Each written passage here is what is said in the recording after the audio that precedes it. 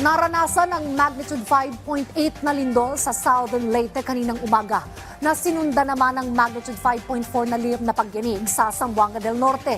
Siniguro naman ng PHIVOLCS na hindi makakaranas ng tsunami ang mga apektadong lugar.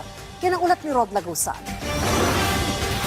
Nagtamo ng pinsala ang ilang bahagi ng Southern Leyte matapos itong yanigin ng magnitude 5.8 na lindol kaninang umaga. Sa mga larawan na ibinahagi ng isang residente sa Liloan, Southern Leyte, makikita na nagkabitak-bitak ang mga kalsada dito. Ang mga paninda sa tindahang ito nagsintumbahan. Nagkalat din ang mga case ng alak at soft drinks. Ang loob ng bahay ay nagkagulo din kasunod ng lindol. Base sa datos ng PHIVOLCS, pasado alas 7 ng umaga tumama ang lindol na may lalim na 11 kilometro. Naitala ang sentro ng lindol sa bahagi ng bayan ng San Francisco sa Southern Leyte, kung saan nasa intensity 6 ang naitalang lakas ng lindol dito. Naramdaman ng intensity 5 sa iba't ibang bayan sa lalawigan kasama na ang Ubay, Bohol. May mga buildings na crack and pati yung roads, may mga earthquake-induced landslides din. And ang gumalaw dito is an active fault west of Panaon Island.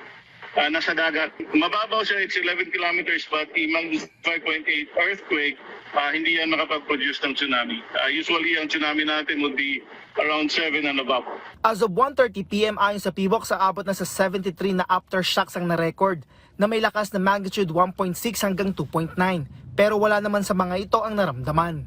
Bago naman magtanghali, pasado alas 11:30, tumama naman ang magnitude 5.4 na lindol sa bahagi ng Siocon, Zamboanga del Norte. Unang iniulat ng PHIVOLCS na nasa magnitude 6.1 na naturang lindol pero na-downgrade din ito matapos ang recalculation. Naitala ang intensity 5 sa Siocon, Zamboanga del Norte, Ipil, Zamboanga, Sibugay at sa City of Isabela. 43 kilometers considered as a deep earthquake yan, and ang source nito would be the Sulu Trench. When we say intensity 5, medyo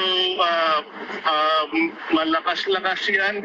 Intensity 5 is considered as strong and generally felt by most people indoors and outdoors.